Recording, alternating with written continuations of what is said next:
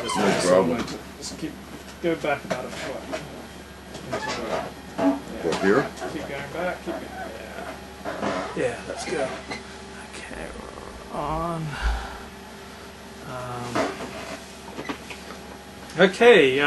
Luke Ford here with David Suissa, and we're talking about Rosh Hashanah.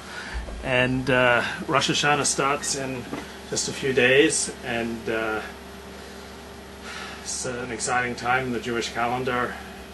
And it's a dramatic time. It's a serious day, but also a very, very up day as well. It's one of the most complicated Yeah. holidays of the year. It's the one I have the most trouble with. Yeah. It's the only holiday that's also celebrated for 2 days in Israel. Because all the others are only one day. And somebody this morning told me it's because there's something about Rosh Hashanah that you're supposed to get a little lost. Because the contradiction in Rosh Hashanah is you're being judged and you have to correct yourself. You're supposed to be really small and really big at the same time. You have to be really small to be able to look at your mistakes. You need the humility to look at everything you've done wrong. But at the same time, you need a little bigness inside of you to give you the strength to make the correction. And it's an extremely difficult balance to maintain. And in the middle of everything, we're inundated with static, what I call intellectual and social static in the holiday. So in terms of social static, you have to get your tickets for the synagogue. Yeah. If you're from Jew and Pico Robertson, you're looking at about 20 Thanksgiving level meals. Yeah. Over the next 30 days. Yeah. At least 20 Thanksgivings. Yeah. You know how many guests, how much coordination that takes? Yeah. You know how much baba ganoush that takes? So you are inundated with this sort of extraneous social distraction. Then you go to synagogue. There's an enormous amount of glamour that's involved. People get dressed really nice. There's all kinds of schmoozing. And then the rabbi feels that he needs to really put on his best show for the year, and there's a whole bunch of fundraising that goes along with it. Yeah. So there's static and there's stress. In the middle of all this static and stress, the rabbis come in and impress you with all these metaphors. Yeah. On the metaphor of the shofar and all the deep intellectual meanings, and they have to show off by these deep Talmudic studies they've done about Rosh Hashanah. And ultimately, you get home and it's midnight, and then you open up a book and you realize that the whole purpose of Rosh Hashanah is self-reflection. It's to work on yourself in a very deep, it's the deepest, most personal, quietest moment of the year, and it's at the same time the noisiest. So how do you navigate that whole thing? Right? And I can tell you, I have failed. Year after year, I fail. Because it's so difficult for me to cut through the noise. It's not easy when you have 25 guests at a table to sort of, imbibe the spiritual needs of Rosh Hashanah. So what I've been doing this year is trying to sort of focus. And I wrote this piece this week, where I came up with a mantra that I will use for the next 30 days. And it's 2 words.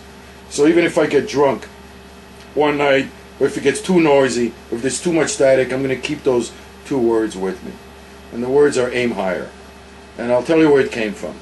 The first was from Daniel Hartman at the Shalom Hartman Institute in Jerusalem. And he says there are 2 levels to Rosh Hashanah. Yeah. The first level is the easy one. It's the one where we naturally gravitate to, the comfortable one, which says, I screwed up, God, I'm humble in front of you, and I really hope you're going to forgive me and inscribe me in the book of life. Yeah. Right? Yeah. That's the normal one. Yeah. That's the basic one. Yeah. But in the grand Jewish tradition, and by the way, that's the biblical one. But the rabbinic, what makes Judaism special is not what's in the original Bible. It's what the rabbis, what the sages did for 5 centuries. And the rabbinic tradition upgraded the imperative of Rosh Hashanah to take it from just seeking forgiveness to demanding repentance of yourself. What's called Tishuva. And there's a there's a big mistake that people make, and they call Tishuva repentance.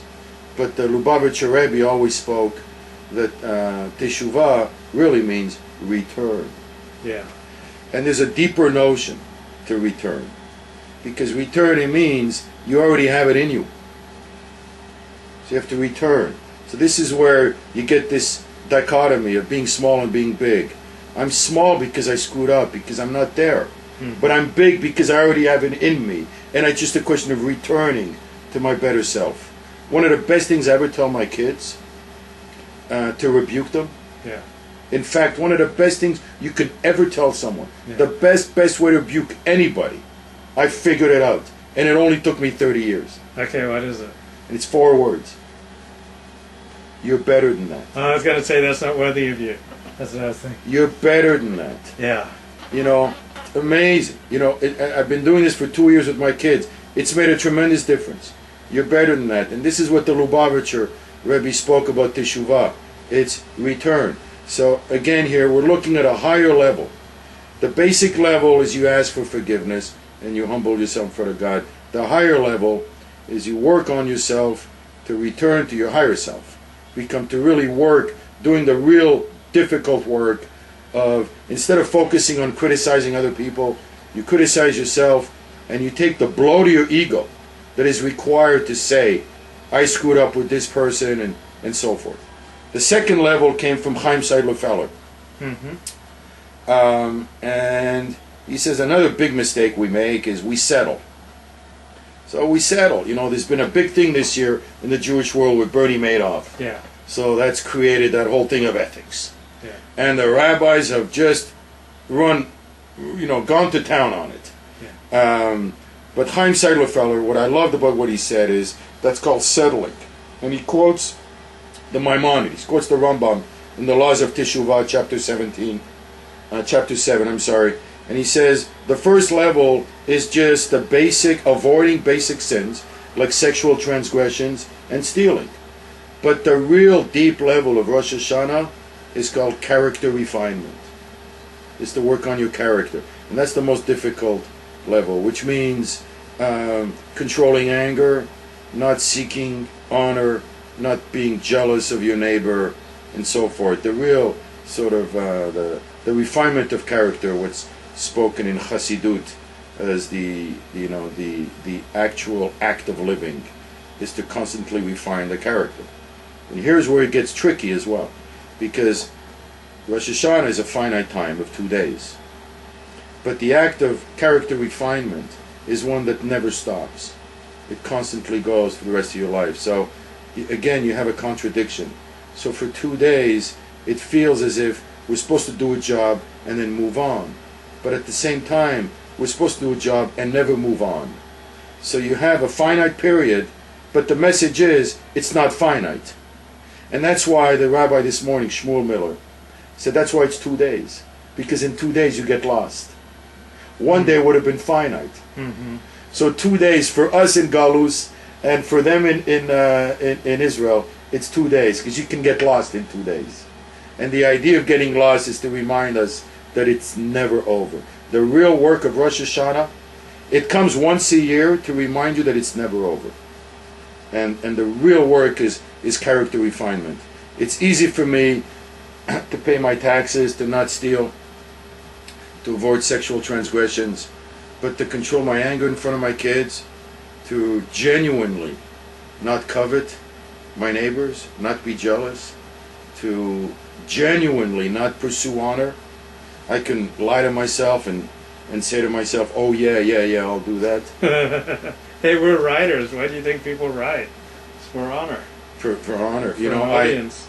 I asked one of my all-time favorite writers, I won't name him, and I worship his commas. That's what I tell him. And I asked him if, because he writes with, it doesn't feel like there's any ego at all in his writing. So I asked him, I said, please be honest with me. Do you have ego when you write? He says, absolutely. And he says, if I didn't have ego, I don't know if I'd be able to wake up in the morning. So that's, but that's why Rosh Hashanah, that's why there's so few Jews. Yeah. It's the most difficult religion.